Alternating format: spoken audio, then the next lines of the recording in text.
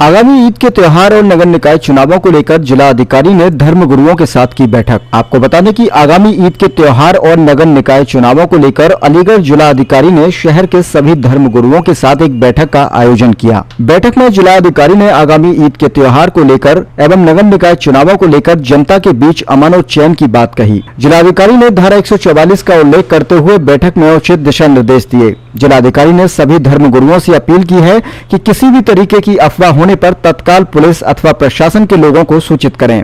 जिलाधिकारी ने ईद पर होने वाली नमाज को लेकर भी दिशा निर्देश दिए। किसी भी अनहोनी से बचने के लिए ईद के त्योहार को लेकर कड़े इंतजामात होने की बात कही। दरअसल मामला अलीगढ़ के जिला कलेक्ट्रेट सभागार का है, जहां जिला अधिकारी और वरिष्ठ पुलिस अधीक्षक के नेतृत्व में शहर के सभी धर्म गुरुओं एवं प्रशासन के साथ एक बैठक का आयोजन किया गया। कलेक्ट्रेट में जिला अधिकारी के द्वारा आयोजित की गई बैठक में जिले के सभी थाना प्रभारी, क्षेत्र अधिकारी सहित एसडीएम, एडीएम सहित तमाम आला अधिकारी मौके पर मौजूद रहे। जिला अधिकारी ने आगामी आने वाले ईद के त्योहार को लेकर सभी धर्म गुरुओं के साथ मंत्रणा की। जिलाधिकारी ने धर्म गुरुओं से अपील करते हुए कहा कि यदि आपके क्षेत्र में किसी भी तरह की अफवाह या अन्य कारणों से कानून व्यवस्था का उल्लंघन होता है तो तुरंत ही शासन एवं प्रशासन को अवगत कराएं। इसी बीच आगामी नगर निकाय चुनाव को लेकर जिलाधिकारी ने शांति ढंग से चुनाव संपन्न कराने की बात कही। जिलाधिकारी ने कहा कि यदि किसी के भी द्वारा धारा 144 का उल्लंघन किया गया तो उसके खिलाफ सख्त से सख्त कार्रवाई की जाएगी। अलीगढ़ वरिष्ठ पुलिस अधीक्षक कलानिधि नैथानी ने भी धर्म गुरुओं को संबोधित करते हुए कहा कि किसी भी तरह से सोशल मीडिया पर होने वाले आपत्तिजनक टिप्पणी से बचें एवं किसी भी प्रकार की अफवाह पर गौर न दें। यदि किसी भी धर्म, किसी भी जाति का व्यक्ति कानून का उल्लंघन करते हुए पाया गया तो उसको बख्शा नहीं जाएगा और उसके खिलाफ सख्त से सख्त कार्रवाई की जाएगी। अलीगढ़ वरिष्ठ पुलिस अधीक्षक कलानिधि नैथानी ने कहा कि आज का दौर हाईटेक दौर है। इसके चलते जब तक किसी बात की पुष्टि न हो जाए तब तक उस मैसेज को आगे न बढ़ाएं। खास तौर पर चुनाव के चलते ऐसे मैसेज और ऐसी अफवाहों से दूर रहें। देखिए, अंबेडकर जयंती कल मनाई जानी है और हमारा नगर निगम और नगर पालिका तथा नगर पंचायतों का 2-3 चरण का चुनाव अलीगढ़ में संपादित होना है। इन दोनों बातों के मद्देनजर यहाँ पर राजनीतिक दलों के लोगों से और ईद के दृष्टिगत जो हमारे विभिन्न धर्मानुयायी हैं उनके साथ यहाँ पर संवाद किया गया है। बाबा साहब अम्बेडकर की जयंती और ईद के पर्व के अवसर पर जो व्यवस्थाएं साफ सफाई, पेयजल इत्यादि की और प्रशासनिक तथा पुलिस इंतजामात किए जाने होते हैं उसके मद्देनज़र लोगों का फीडबैक प्राप्त किया गया है और उस हिसाब से आगे कार्रवाई करने के लिए संबंधितों को निर्देशित किया गया है। जो त्यौहार को शांतिपूर्वक मनाए जाने हैं तो आवश्यक उपाय किए जाने हैं और जो निर्देश दिए जाने थे वो हमारे द्वारा सभी धर्मानुयायियों को दिए गए हैं और मैं आशा करता हूँ कि जिस तरीके से पूर्व में निष्पक्ष और शांतिपूर्वक इस प्रकार के आयोजन संपन्न होते रहे उसी प्रकार से हमारी ये बाबा साहब अम्बेडकर की जयंती और ईद का पर्व सकुशल संपन्न होगा। दूसरी एक महत्वपूर्ण बैठक राजनीतिक दलों के लोगों के साथ की गई थी जो स्थानीय निकाय के चुनाव की दृष्टिगत है। उसके मुतालिक उनको जो प्रारंभिक सूचनाएं थी वो बताई गई हैं। निर्वाचन का जो कार्यक्रम है उसके बारे में जानकारी दी गई है। जो डूज एंड डोंट्स हैं उनको क्या कार्रवाई करनी है, क्या कार्रवाई नहीं करनी है, इसके बारे में उनको अवगत कराया गया है।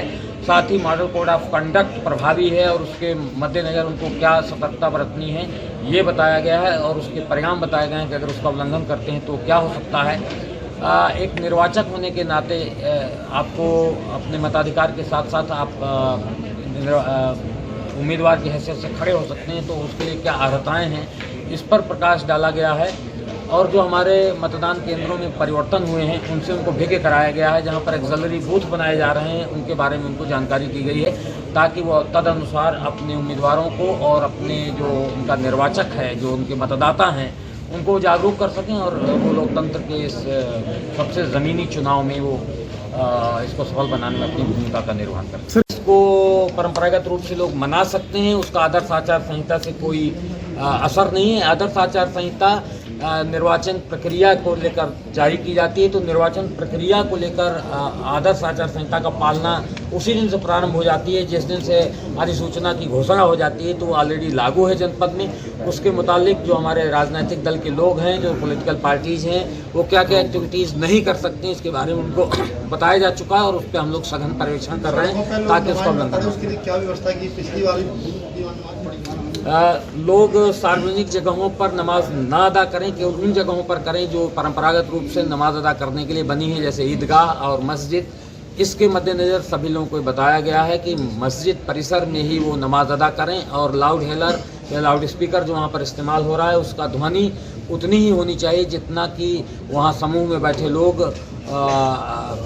नमाज अदा करने के लिए सुन सकते हैं। उससे ज़्यादा उसका वॉल्यूम नहीं होना चाहिए। तो इसको पुनः अच्छे से सभी लोगों को बताया जा चुका है और जिन लोगों की स्पेसिफिक क्वेरीज थी उनका भी समाधान किया जा चुका है। पुलिस और प्रशासनिक अधिकारी पूर्व की भांति आगे भी इसको सुनिश्चित करा लेंगे। ये भी सभी धर्मगुरु, मौलाना, ईदगाह कमेटी के जो भी लोग हैं एवं अन्य धर्मों के धर्मगुरु सबको बुलाया गया था। हर वर्ष की तरह इस वर्ष भी जो उनकी समस्याएं थी, चाहे सफाई से संबंधित, सुरक्षा से संबंधित, उनको सुना गया, नोट किया गया और गत वर्ष की भांति परंपरागत तौर से ही ईद के संबंध में सारे कार्यक्रम आयोजित करने के लिए कहा गया है और किसी भी सार्वजनिक स्थल को बाधित ना करने के लिए भी, जैसे पिछले साल भी किया था, काफ़ी सहयोग सबका इसमें रहा संवाद का, वो पूर्व में ही बता दिया गया है।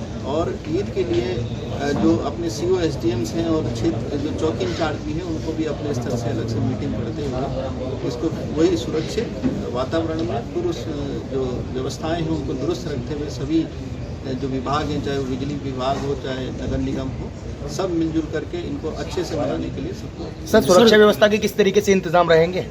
ईद के लिए देखिए हम लोग के बहुत ही व्यापक प्रोग्राम होते हैं इनफैक्ट, और ईदगाह, मस्जिद, इन पर तो ड्यूटी लगती है। इससे पहले जब ईदी खरीदने के लिए मार्केट में भीड़ होती है वहाँ भी हम लोग की ड्यूटीज लगती हैं और इसके जो CAPF है ये भी हमको मिलती है अलीगढ़ जनपद में और PAC भी मिलती है। तो इन सभी के साथ साथ क्लस्टर मोबाइल भी हम लोग बनाते हैं ताकि मोबिलिटी भी पुलिस की अच्छी रहे।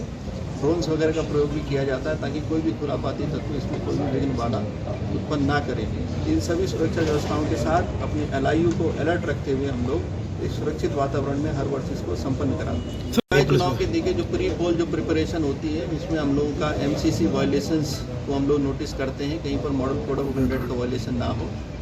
संवेदनशीलता, अति संवेदनशीलता प्लस इसका जो मूल्यांकन CO SDM के स्तर से होता है उस पर हम लोग नज़र रखते हैं और उस हिसाब से अपना जो पोल डे है उस पर जो हमारी बूथ ड्यूटीज़ हैं उसको हम लोग सुदृढ़ करते हैं, लॉ एंड ऑर्डर ड्यूटीज़ हैं उसको सुदृढ़ करते हैं और एक्स्ट्रा मेजर्स जिसमें हम लोग के क्लस्टर मोबाइल आती हैं, जोनल मोबाइल, सेक्टर मोबाइल, उसकी व्यवस्था देते हैं। सभी को ये अवगत करा दिया गया है कि किसी भी तरह की सोशल मीडिया पर खुरापात या ज़मीन पर खुरापात वो बर्दाश्त नहीं की जाएगी। कानून व्यवस्था का सभी लोग ध्यान रखें और सरकार की मंशानुसार माननीय जो सुरक्षा व्यवस्थाएं हैं उसका अनुपालन करें। वहीं जो चुनाव संबंधी माननीय आयोग की गाइडलाइंस है उसका सभी लोग अक्षरशः पालन करें ताकि कानून व्यवस्था बना रहे और एक ये फ्री एंड फेयर इलेक्शन हम लोग यहाँ पर उसको संपादित कराएं। सर, अतिसंवेदनशील बूथों पर किस तरीके पर देखिए जनपद में बहुत सारे कार्यक्रम हैं जिसमें मुख्यतः सभी कली तो कई शोभा यात्रा भी है, विभिन्न थाना क्षेत्रों में कार्यक्रम और आज सभी को यहाँ पर एक शांति समिति बैठक भी हुई थी जिसमें सभी धर्म के धर्मगुरु हैं। उन सबको कहा गया है कि परंपरागत तौर से ही इसको मनाएं और कोई भी चीज़ गैर परंपरागत तौर से ना करें। बाकी हर्षोल्लास के साथ जैसे भी आप गत वर्ष की भांति करते रहे हैं वो करें और पुलिस और प्रशासन के जो हमारे अधिकारी थे उनको व्यवस्था और सुरक्षा के लिए आदेशित किया गया है। जिनके लोगों के द्वारा जो भी बातें उसमें रखी गई सभी को नोट किया गया है, अक्षरशः अनुपालन के लिए सर्व संबंधित को अवगत करा दिया गया है। हमें उम्मीद है कि हर वर्ष की तरह इस वर्ष भी डॉक्टर अंबेडकर जी की जयंती पर जो जितने भी कार्यक्रम हैं वो हर्षोल्लास के साथ और पूरे सुरक्षित वातावरण में